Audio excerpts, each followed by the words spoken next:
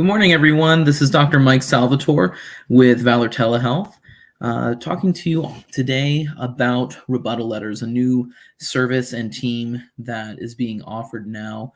Talk a little bit about that. I'll also be monitoring the private chat for any questions. I'll try to address those in a timely fashion, but hopefully be able to give you some good information about that process, as well as how we can just make claims stronger in general, hopefully avoiding the need for rebuttal letters at all.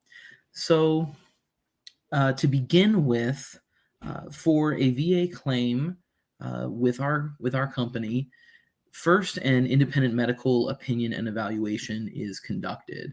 And this is basically a similar process to the formal compensation and pension exams that the VA offer or their contractors.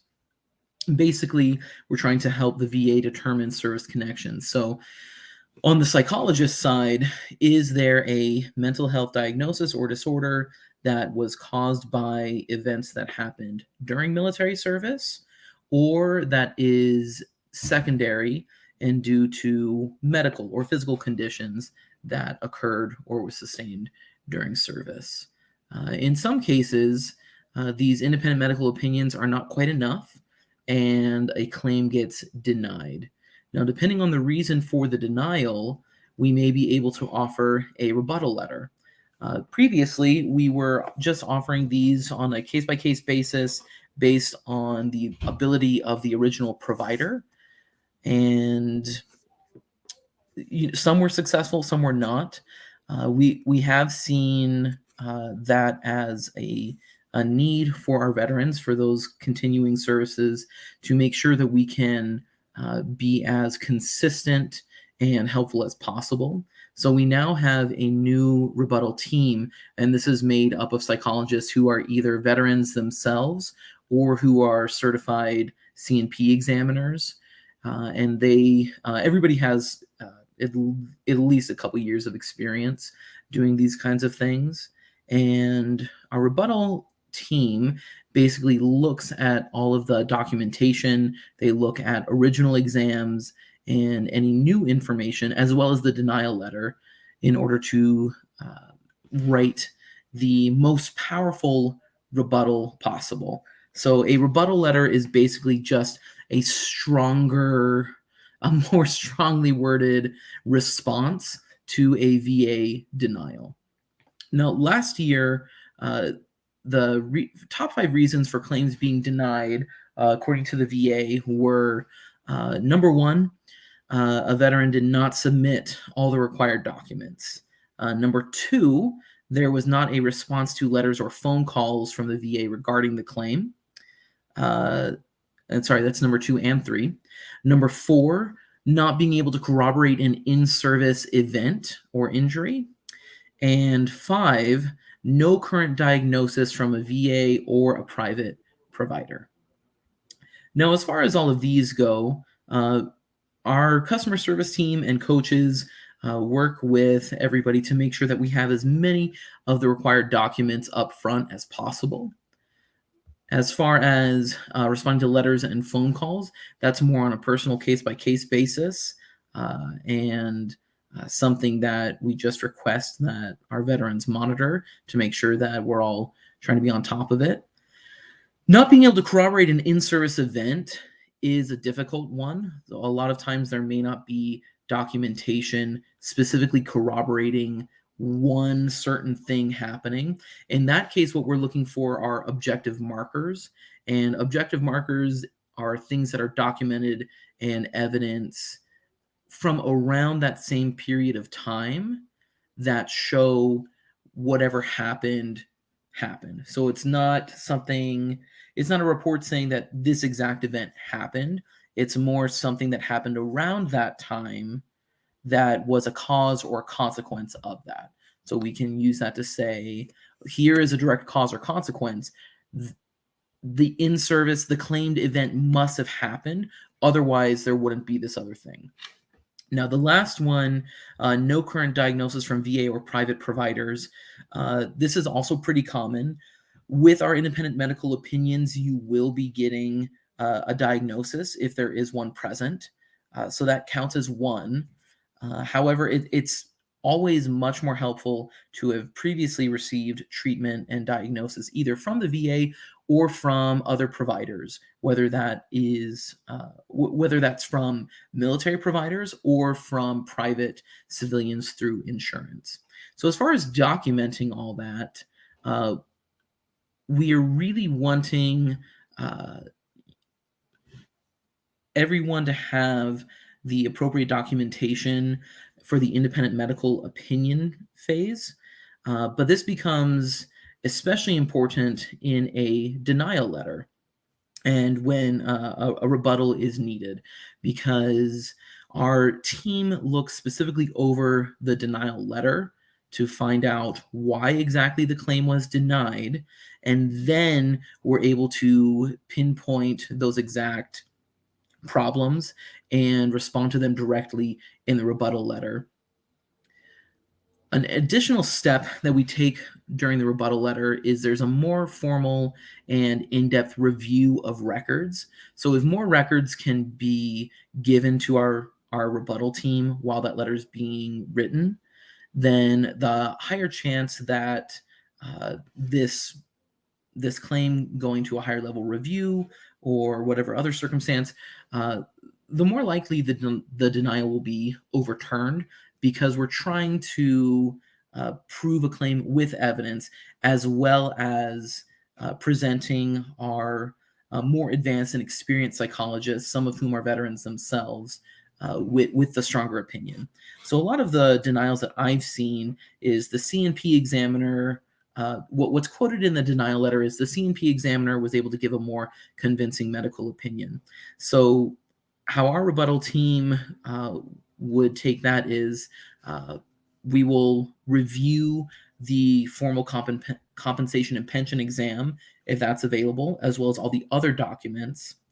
And we're not looking to argue with the VA or with their examiners. We're very civil. We're more looking to give a more comprehensive picture. So we'll say, okay, the C&P examiner may have seen these things. However, that's not everything that's happening. And we have all of this additional information with the documents that you provide that must be reviewed and considered, because something is missing here. And we want to ensure not that people get a service connection as much as we want to ensure that they are getting the assistance that they need and that their family needs. As far as all of that goes, the difference between our independent medical opinions, nexus letters, and rebuttal letters, that can all be very confusing. So I'll explain that real quick.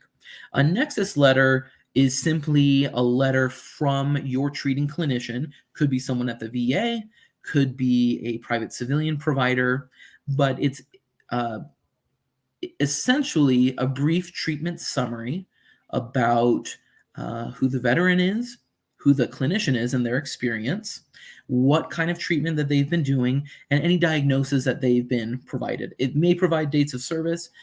If so, that's great. It may not. It may include a nexus statement, which is a brief sentence or paragraph that says, these diagnoses or this need for treatment was caused by military service or injuries sustained therein. Some of them include those. They don't have to. But that's just a nexus letter. You've been in treatment, whether that's therapy, whether that's medication management, something with pain management. And your whoever's in charge of that, whoever your therapist or other provider is, they write a brief letter. Our independent medical opinions, again, are similar to the C&P exam. And the independent medical opinion is a report that is also a legal document, and it's much more thorough than the nexus letter, because it includes a history, it includes evidence and documents reviewed, which again is one of the most important things. And then at the end, it has a nexus statement and a rationale. So we'll always, if there is a diagnosis present and it is a service connection, there will always be at the end a nexus statement saying this is the diagnosis. It was at least as likely as not, 50% chance or greater, incurred in or caused by military service, or approximately due to this other condition sustained in service. And then we have a rationale, which explains again more in depth This is our objective evidence review. This is the documentation that we looked at. These are other screening measures or psychological assessments and measures that we've used to kind of corroborate that. And then this is our subjective report. This is what the veteran, their friends, their family, their employers, or educators perhaps are also saying in those statements in support of claim, buddy letters, things like that. So that's our independent medical opinion.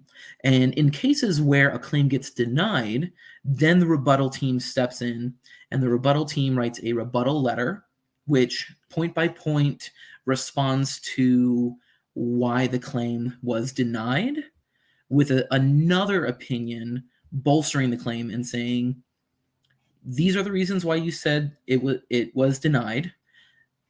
This is an argument in response saying that it should not have been denied. And then once again, we're presenting that same opinion, that same favor to the original claim. In some cases, there may need to be a reevaluation. A veteran who's had a claim denied may need to meet with another psychologist on our rebuttal letter team. That doesn't happen as often, but it does at times. Otherwise, they're going to be focused on reviewing the records, and if you can possibly get any other records, that's great. A lot of people get their first IMO, independent medical opinion, they do their C&P exam, and afterward they start getting treatment at the VA or in the community with their own private insurance. And then weeks or months later, the claim may get denied. They can send that back to our rebuttal team. And maybe before, part of why their claim got denied is they had no history of treatment. But because months or weeks have passed, now they've gotten treatment, you can submit that additional evidence, which our team will cite in the rebuttal letter to make your claim stronger. So some of those things that we're looking for any applicable medical records. So there's your STRs, service treatment records, and even if there's not exact information, if you can point our team in the right direction, so say, I can't remember exactly what they diagnosed me with or what treatment I received, but I remember it was at this duty station about this month, definitely this year. We'll look through all of it and we'll find that information or the closest approximation that we can. And a lot of times there's little things in your service treatment records that we can use as strong evidence to say, hey, something was going on during that time, so you can't say that it wasn't listed in their records because here it is. Besides your service treatment records, if you have active duty, inactive reserve, or guard records that are just enlisted or commissioned or warranted, so performance evaluations, I don't know, any other pertinent records, orders that were sent to you, all of that is very, very helpful for us, even if we can just say that they were reviewed. Because sometimes pushback from denials is that private providers or our independent medical examiners did not review records. So if we can have those records, then we can say that we've reviewed them. We can bypass that. Besides service treatment records, any VA medical records that you have are very helpful. And then any private medical records are very helpful. So if you can get your primary care physician's notes, especially if you've gone into them saying, I'm having trouble sleeping, or I've been feeling kind of down lately. Maybe they prescribed something, maybe not, but it's in their notes that you came in and described that happening. Very helpful to us. Of course, it'll be in VA medical records if you've done that, but civilian outpatient records are very, very helpful to us as well. Statements in support of claim, or buddy letters as they're called, are always very, very helpful as well, especially for certain diagnoses. So specifically PTSD, a lot of times the VA is going to want to see they're going to want to see a personal statement. And if you're doing an independent medical opinion with us, then what we're wanting there is this stuff is really hard to talk about. So if you can write down that statement, we can look at that, and then we may not even need to discuss that event or those events during the actual interview. Whereas, therapy or with trusted people in your personal life, that may be a more appropriate place to discuss that rather than in like a one and done session. So the official statement in support of claim is available at the VA and online. It's form VA21-5138. Again, the statement in support of claim is available at the VA and online, form VA21-5138. Very helpful to have no matter what your claim is, but especially for claims where you're citing a specific incident. Now, the other thing with your military records, we do make a good use of the DD-214 because sometimes that can give us more pointed direction as to where to look. And we've talked in other areas about what evidence reviewed would be good, but there are specific medals or other awards that give credence to a claim. So these are, anything with anything with combat. The phrase "served in a designated imminent danger pay area" is very important. Combat action badge, combat action ribbon, any medal with a V device for valor. Those are all kind of shoe-ins as far as evidence. Going back to medical evidence, there are forms that you can fill out and submit to get your private medical evidence considered by the VA or looked up by the VA. So these would be VA forms VA21-4142 and VA21-4142A. The VA is also, very partial to medical records from vet centers because they're affiliated but not specific VA medical centers.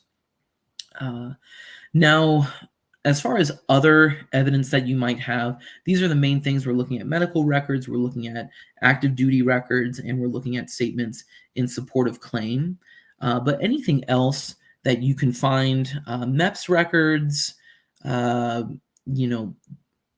employment records, academic records, and statements from before and after, all of that is helpful because the rebuttal letter process is much more in depth than the independent medical opinion process, mostly because we're reviewing all of those records again, plus the denial letter, plus the C&P exam if it's available, plus the previous independent medical opinion, and then any other records that you can give us. So our psychologists are trained for the independent medical opinion report form to review all those records and document that.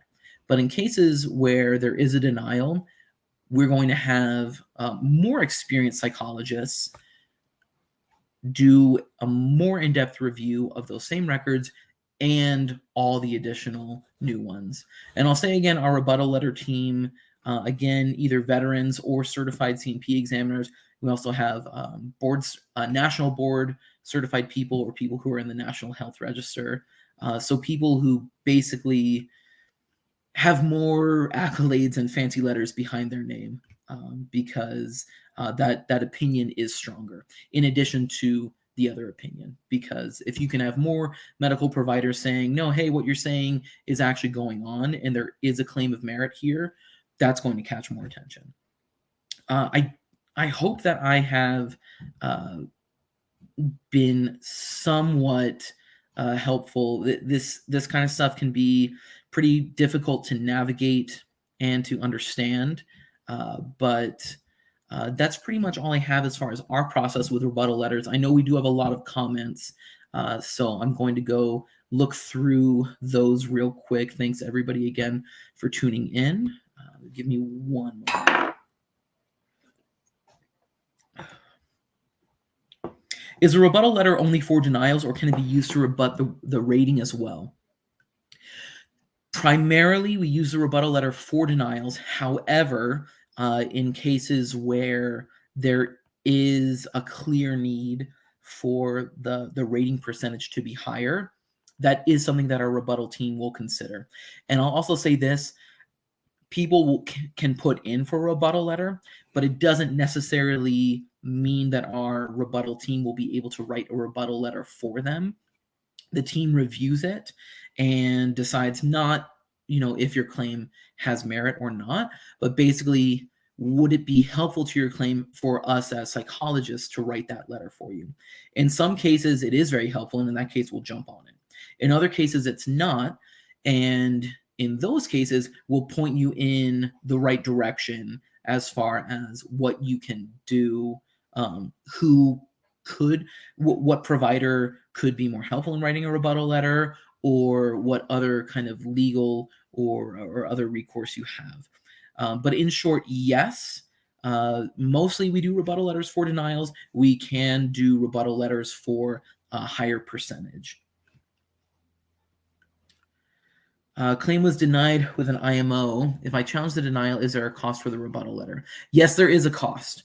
So this information is available on our website. I believe the cost right now is $175 for a rebuttal letter, and then the cost for a reevaluation is $125. So if you need both of those combined, that would be about $300. But it basically depends. It depends on the length of time between an IMO, depends on the reason for the denial, and a lot of times with the rebuttal letters, because it's such an in-depth review and there's multiple people working on it, it does take time. So with our independent medical opinions, we see somebody, we try and get that out within 2 business days, 48 hours, which is the VA standard for a C&P exam. With rebuttal letters, because there's so much more involved, and I believe everybody on our rebuttal team is also on the evaluation team. So they are seeing veterans on a regular basis to conduct the IMOs as well. Rebuttal letters usually take about 2 weeks. What needs to be done if I had a rebuttal letter from you on a previous denial and it gets denied again? The C&P physician's assistant didn't even ask me regarding headaches, just obstructive sleep apnea. Both were denied again. So in this case, it's hard to say without more exact information on the denial. I would say in something like this, another rebuttal letter could be appropriate. It may be appropriate to just apply for a higher level review or basically appeal the claim. Unfortunately, a lot does hang sometimes on the contracted VA C&P examiners. So with our IMO process, we try and make them strong enough that we can bypass that. Sometimes it works, sometimes it doesn't. In cases where you've had multiple denials, I would say a rebuttal letter may be helpful if the team can look over it and see if there's additional things that they can write. Otherwise, it may be more appropriate to take legal action in terms of or in the form of a higher level review or an appeal for that claim. I have seen before I did a rebuttal letter for someone earlier this year, I want to say January, and they had been denied for mental health twice. And they went to a higher level review with the judge, had an IMO, had a rebuttal letter, and the judge had declared that the C&P exams had no probative value. So the VA judge looked over all of the evidence and said, oh no, our C&P guys did miss something. So those C&P exams are effectively thrown out. We're using this other information instead. So it doesn't happen. I don't know how often that kind of thing happens where there's so many denials, but I do know that there's a precedent for that to be overturned. And that's another reason why the rebuttal letters take a long time, because in addition to us point by point going through the veteran's evidence and using that information to rebut or push back against the denial points, Our rebuttal team is also looking up legal cases and precedents for veterans who've been in similar situations and had their claim approved.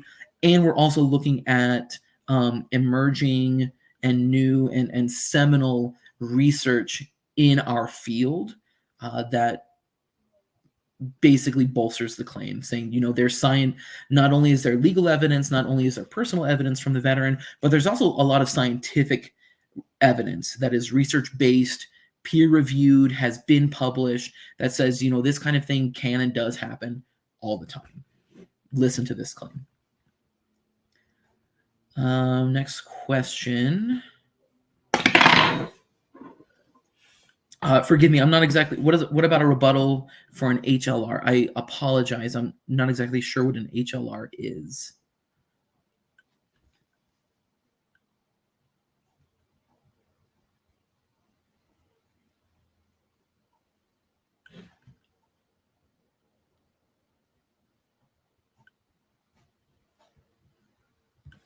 Let me see if I can look that up real quick.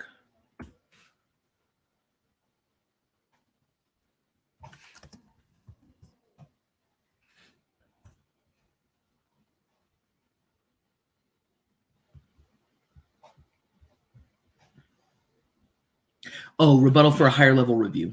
Sorry, sir. Thank you. A rebuttal for a higher level review. So the case that I just mentioned that I did earlier this year, where they had been denied several times, that was a higher level review. So basically, sometimes if you've been denied before, that would be a case where if we can write a rebuttal letter, we will. If we believe that it would be helpful instead of harmful, we'll write that rebuttal letter. And then instead of submitting the claim again, you may want to do that higher level review because you don't want to start the process from scratch. You have really good evidence and documentation, and you just want to use all of that and continue forward with it rather than starting over. Not to say you couldn't use all that information and evidence again starting over, but yeah, there are some times where a rebuttal letter and a higher level review are appropriate at the same time.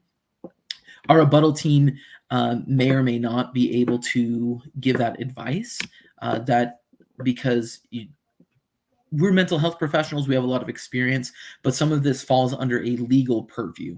So in that case, you may be better off talking to a coach or even talking to like a VSO, veteran advocate, or an attorney who specializes in VA law.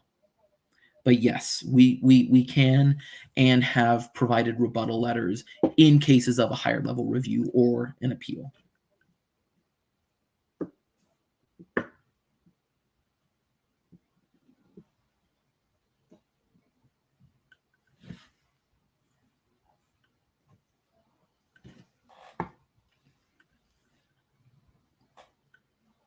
Any other questions?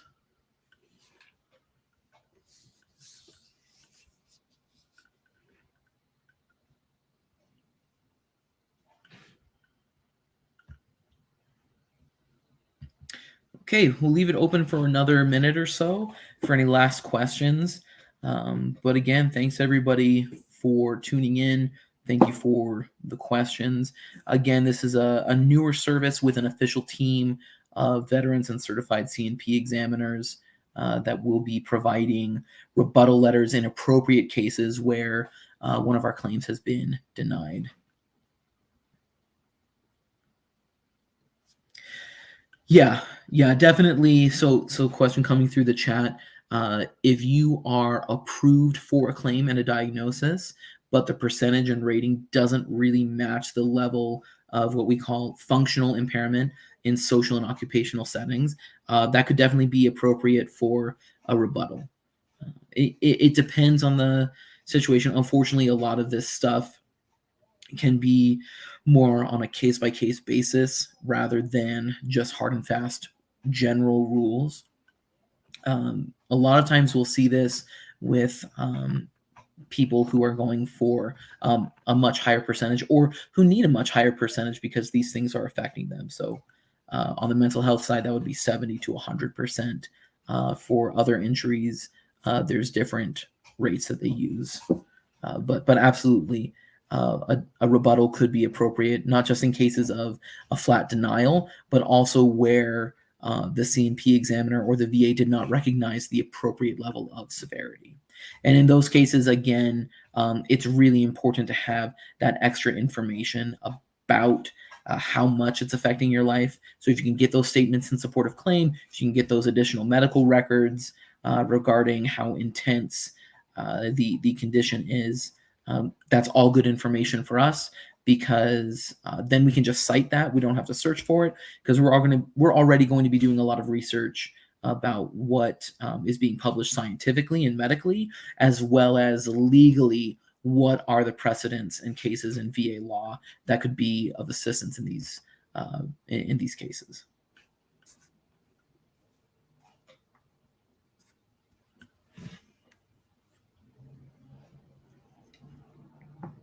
Okay, give it another minute here.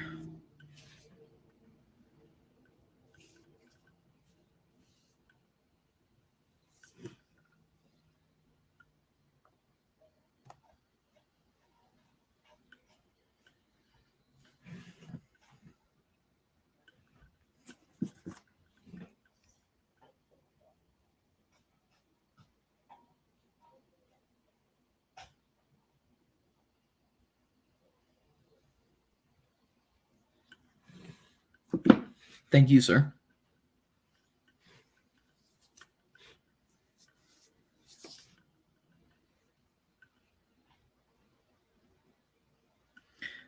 Okay, so I think we'll call it here. Really grateful to everybody who joined us today. Sorry for the late start, just compiling my notes. But I really appreciate all of you, and thank you for allowing us the opportunity to be of assistance. We're always here. We have customer service who's available. Our psychologists will make themselves available to you as well. We have a lot of services. We are expanding also to a new, so we have our core evaluation team that we've had. We have the new rebuttal letter team. We also have a new team coming out, therapeutic services. So we are going to be offering ongoing telehealth therapy by licensed individuals in your state who can see you. We're using a VA model, one because it's evidence-based, and another because it can help bolster a claim if you're in that process as well. So these are going to be usually 8 to 12 week brief solution focused therapy using what we call evidence-based practices or types of treatment that are research backed and very, very highly effective, even in a telehealth format. So that's therapeutic services team. If you are interested in ongoing individual therapy, possibly couples or family therapy in a telehealth format, please talk to your coach or to our customer service team. We have our website. The information, phone and email is up here as well. Any other questions?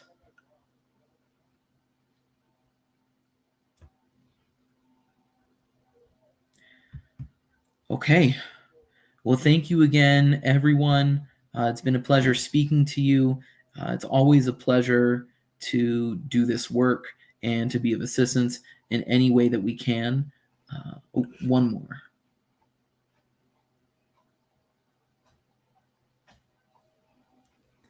Already paid for a review with the IMO DBQ. Do you have to pay for another review with the rebuttal? No. So records review is a part of the IMO process. So those are together. And then if you do need a rebuttal letter, the rebuttal letter cost includes that secondary records review with any new information you have.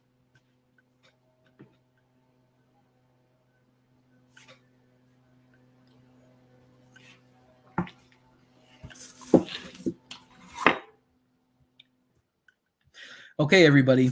Well, I'm going to go ahead and log off. If you have any further questions for me specifically about this topic, please, again, email or call our customer service team. They'll reach out to me, and I'll get back to you as soon as I can.